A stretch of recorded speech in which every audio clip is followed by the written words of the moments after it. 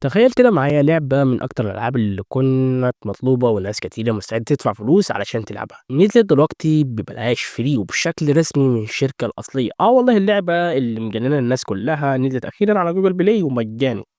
لو كنت من عشاق الشقاوة والتاريخ في المدرسة يبقى لازم تكمل الفيديو ده للآخر علشان عندي ليك مفاجأة. السلام عليكم ورحمة الله وبركاته، ازيكم عاملين ايه؟ وأخيرا نزلت لعبة بولي أو زي ما مسميها مشاغب في المدرسة لندن بشكل رسمي ومجاني على بلاي ستور من الشركة الأصلية روك ستار جيمز. يعني اللعبة حجمها حوالي 950 ميجا، يعني تقريبا 1 جيجا، ودي النسخة الأصلية مش تجليد ولا مهكرة. فلو كنت بتحب ألعاب العالم المفتوح والمهام المجنونة يبقى لازم تنزلها بسرعة قبل ما تبقى بفلوس. طبعا هسيب لك اللينك في وصف الفيديو.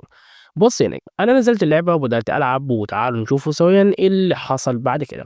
اول حاجه بتبدا اللعبه بولد اهله بيرموه قدام المدرسه الجديده، وانت لازم تتعامل مع العالم المجنون ده. المدرسه كلها مشاكل ومشاكل، والمدرسين مش طايقينك، والطلبه عاوزين يتخانقوا معاك، والبوليس المدرسي دايما بوراك. جربت تهرب من البوليس لكن اتقفشت، بس جربت تضرب واحد في الحوش وتلموا عليا. بس اللعبة فيها شقاوة وضحك كده مش طبيعي، عالم مفتوح ومهام كتيرة وأكشن في كل ركن في المدرسة. واللي عجبني كمان إنك تقدر تغير لبسك وتركب عجلتك تدخل مهام تهرب وتضرب، وكل حاجة بتحصل بشكل تفاعلي. وطبعا اللعبة فيها مراحل كتيرة وأحداث جامدة، وكل ما تكمل كل ما العالم بيتفتح أكتر ليك.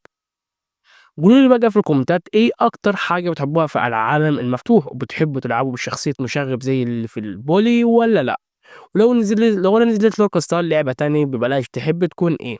يلا اكتبوا لي تحت في التعليقات هل جربت اللعبة ولا عجبتك ولا لا.